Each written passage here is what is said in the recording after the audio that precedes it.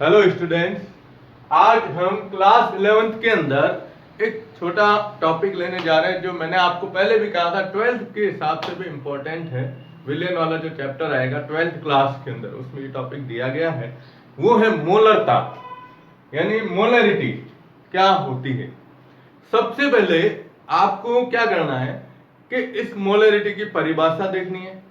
परिभाषा देखने के बाद फिर हमें इसके जो आंकिक प्रश्न जो न्यूमेरिकल सवाल आते हैं केमिस्ट्री के अंदर वो इस मोलरता के हिसाब से दिए जाते हैं। तो मोलरता किस प्रकार से ज्ञात की जाती है, तो उसको ज्ञात करने के 3 अलग अलग स्टेप दिए हुए हैं। तो पहले तो हम केवल क्या करेंगे, यहां इसकी परिभाषा लेंगे और इसके सवालों को कैसे हल किया जाता है वो पूरा अपन स्टेप देंगे। उसके बाद हम इसके 2-3 उदाहरण लेते हैं कि भाई किस तरीके से मोलरता ज्ञात की जाती है। तो सबसे पहली बात आती है कि मोलरता किसे कहते हैं। देखो, 2 चीजें आएगी, एक आएगा मोलरता और एक आएगा मोललता। मोलरता और मोललता दोनों अलग अलग है, ठीक है। देखिए क्या कहता है ये कहता है कि 1 लीटर आयतन वाले, अब मैं इसकी परिभाषा लिख रहा हूं, डेफिनेशन, कि 1 लीटर आयतन वाले विलयन में उपस्थित, आपको एक विलयन लेना है जिसका आयतन कितना है, 1 लीटर है। तो 1 लीटर आयतन वाले विलयन में उपस्थित विलेय पदार्थ के मोल की संख्या को या मोलों की संख्या को क्या कहते हैं, मोलरता कहा जाता है। मोलरता कहते हैं। देखो क्या आया कि 1 लीटर आयतन वाले विलयन में उपस्थित विलेय पदार्थ के मोल की संख्या जो होती है उसको ही हम क्या नाम देते हैं, मोलरता के नाम से जानते हैं। इसका कोई मात्रक नहीं है। जब भी आप मोलरता लोगे तो मोलरता के पीछे कैपिटल M लिखा गया होगा, जो उसका मान होगा ना उसके पीछे कैपिटल M के रूप में इसे प्रदर्शित करते हैं, ठीक है। तो ये तो हो गई इसकी परिभाषा। अब हम लेते हैं इसे ज्ञात करने के स्टेप, किस प्रकार से ज्ञात किया जाता है। तो उससे पहले अपन मोलरता का एक सामान्य सूत्र ले लेते हैं, क्योंकि मोलरता का सूत्र ये होता है। देखो, मोलरता किससे दर्शाते हैं, कैपिटल M से। तो मोलरता बराबर, सबसे पहले हमें लेना है, इसमें क्या मिला रहे हो आप, विलेय पदार्थ ले रहे हो, तो विलेय पदार्थ के मोल, विलेय पदार्थ के मोल बटा विलेय पदार्थ के मोल बटा विलायक का आयतन। और आयतन किसमें लेना है हमें, लीटर में। किसमें, लीटर में। बस ये चीज आपको ध्यान में रखनी है। बिल्कुल सिंपल सूत्र है, विलेय पदार्थ के मोल बटे विलायक का आयतन। अब इसको कैसे ज्ञात करते हैं, किसको, मोलरता। तो देखो आप, मोलरता ज्ञात करना, तो इसके लिए पहला स्टेप ये होगा कि आपको सवाल के अंदर पदार्थ की मात्रा दी गई होगी, मोल नहीं दिया गया होगा, कुछ भी नहीं। तो सबसे पहला स्टेप है मोल ज्ञात करना। क्या ज्ञात करना, मोल ज्ञात करना। और मोल ज्ञात कैसे करते हैं, लास्ट वीडियो में बताया था, पदार्थ की मात्रा बटे क्या लिखते हैं, पदार्थ का अणुभार। पदार्थ की मात्रा बटे पदार्थ का अणुभार। ये तो पहला स्टेप हुआ, मोल ज्ञात करना। अब सेकंड देखो, सेकंड है, ये याद रखनी है, ये तो हो गया। अब विलायक का आयतन, आपको ना सवाल के अंदर आयतन मिलीलीटर के अंदर दिया गया होगा, इसमें मिलीलीटर में, और आपको इसे चेंज करना है लीटर के अंदर। तो सब सेकंड स्टेप आएगा कि आयतन मिलीलीटर को किस में बदलना, लीटर में। तो लीटर में बदलना है तो क्या करोगे आप, आयतन जो आपको किस में दिया गया है, मिलीलीटर, इसमें किसका भाग दे दोगे, 1000 का भाग देंगे। जब इसको 1000 का भाग देंगे तो ये किस में आ जाएगा, लीटर के अंदर आ जाएगा। देखो मोल हो गए, आयतन हो गया, और तीसरा आएगा सीधा अपन को मोलरता। तो थर्ड स्टेप आएगा मोलरता। अब मोलरता का सूत्र इधर लिख के, सूत्र क्या आ रहा है, विलेय पदार्थ के मोल, ठीक है, बटा विलायक का आयतन। और वो भी किस में लेना है, लीटर में। ये आपको 3 स्टेप ध्यान में रखने हैं, और इन 3 स्टेप से आप कोई भी प्रश्न क्या कर सकते हो, हल कर सकते हो। एक चीज और ध्यान रखिएगा, अगर आयतन पहले से लीटर में दिया गया है तो डायरेक्ट मान रखेंगे, नहीं दिया हुआ है तो उसको मिलीलीटर को किस में चेंज करना है, लीटर में चेंज करना है। ठीक है, तो पहले आप इसको नोट कर दो, फिर अपन लेते हैं इसके सवाल। ओके, अब देखो इसके सवाल कैसे आते हैं।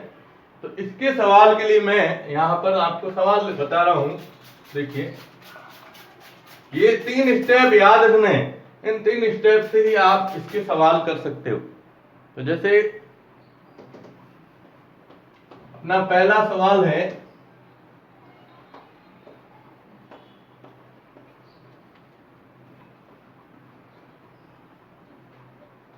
पहला सवाल लिखिएगा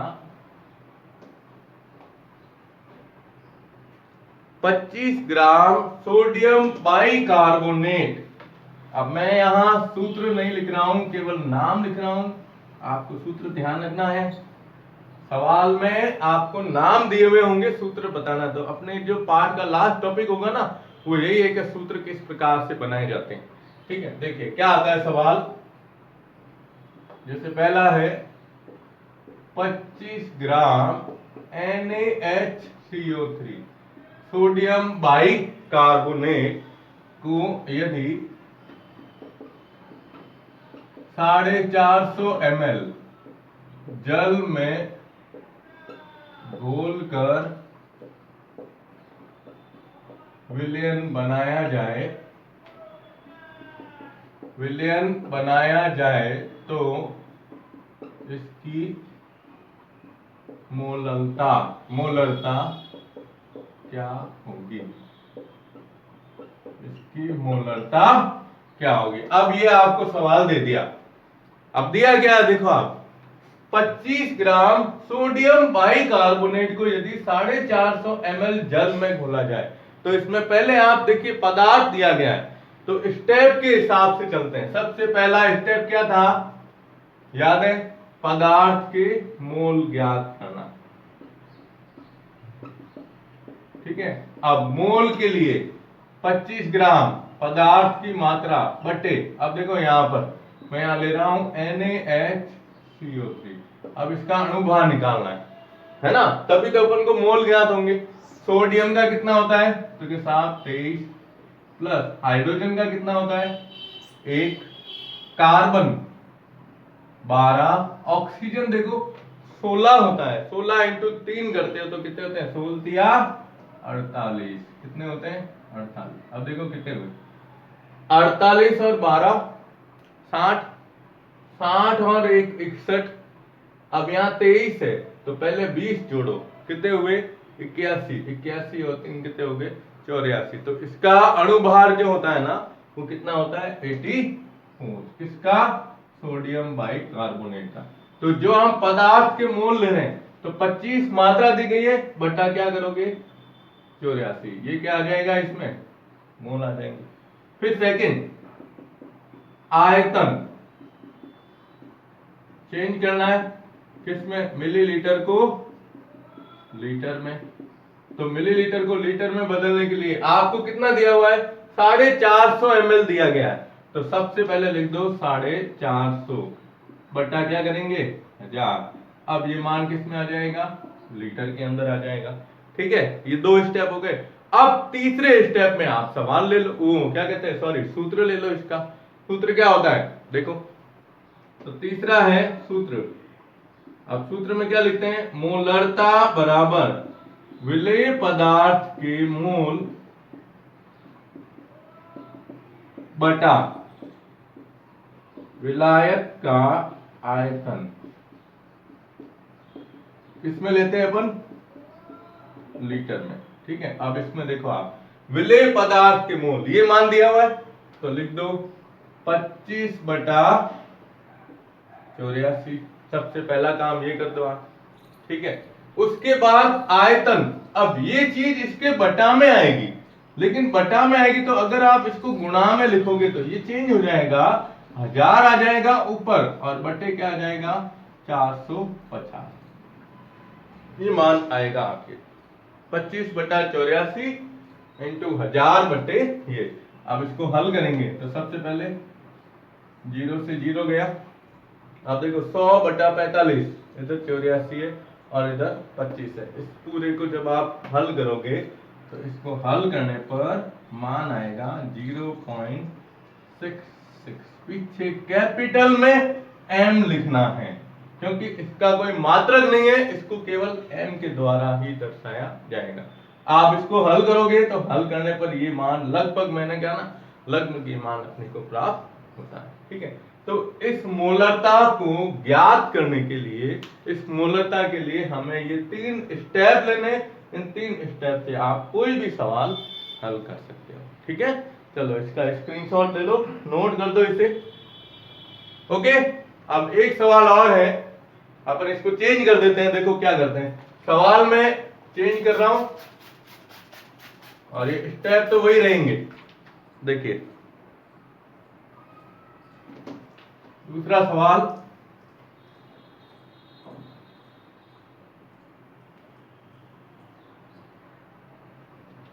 ये वही रखना है।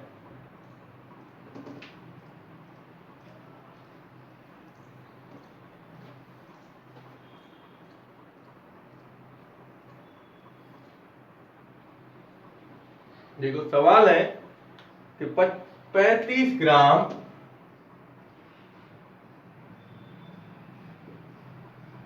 एथेनॉल क्या लिया है। अब यहां ध्यान रखिएगा, 35 ग्राम एथेनॉल को यदि 300 ml, किसमें, 300 ml यहां दिया है, 300 ml जल में घोला जाए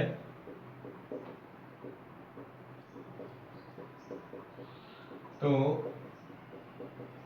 इसकी मोलरता क्या होगी।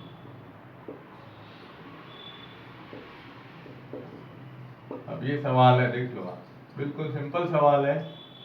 सबसे पहले मोल ज्ञात करो, तो मोल के लिए आपको क्या करना है, पदार्थ की मात्रा कितनी दी है, 35 बटा, अब एथेनॉल सूत्र क्या लिखते हो, C2H5OH।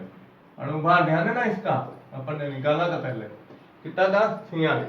देख लो 24, 12 तो 24, 24 और 6 ये हो गए हाइड्रोजन के 30 और ऑक्सीजन के 16, 46 हो गए। तो 35 बटा क्या लिख दोगे, 46। ये क्या आ गए, मोल आ गए। फिर आयतन मिलीलीटर को लीटर में कितना दिया हुआ है, 300 ml। तो इसको करेंगे क्या, 300 बटे 1000 के रूप में लिखा जाएगा। ठीक है, और फिर आएगा ये, इसमें सूत्र में मान रखना है, तो 35/46 इंटू 1000 बटा क्या कर देंगे, 300 कर दो। 300 करते ही क्या होगा, देखो ये 2 0 गए। ठीक है, अब 10, ये आ जाएगा 23, ये आ जाएगा 5। अब गुणा करेंगे आप, तो देखो आप 5 4 25, 2 15 और 2 17, 175 बटा 3 3 9 और इधर आ जाएगा 69। 175 बटा 69 आता है। जब आप इसको हल करोगे तो ये मान लगभग आएगा 2.53 m के रूप में आ जाएगा। ठीक है, तो ये अपना इसका दूसरा सवाल है। तो इस तरीके से अपन इनके सवालों को क्या करते हैं, हल करते हैं। समझ में आया आपको? ठीक है, अब एक सवाल मैं आपको दे रहा हूं, सेल्फ अपने आप कीजिएगा, सवाल नोट करो। 5 ग्राम NaOH को सेल्फ, यहां लिख रहा हूं सवाल, ये करना आप, 5 ग्राम NaOH को 250 ml जल में घोला जाए तो इसकी मोलरता क्या होगी, विलायक की मोलरता क्या होगी, ये आपको खुद करना है। ठीक है, चलिए स्क्रीनशॉट ले लो इसको। ओके, तो आज अपना एक छोटा टॉपिक था मोलरता। नेक्स्ट वीडियो में अपन लेंगे मोलरता के बारे में। धन्यवाद।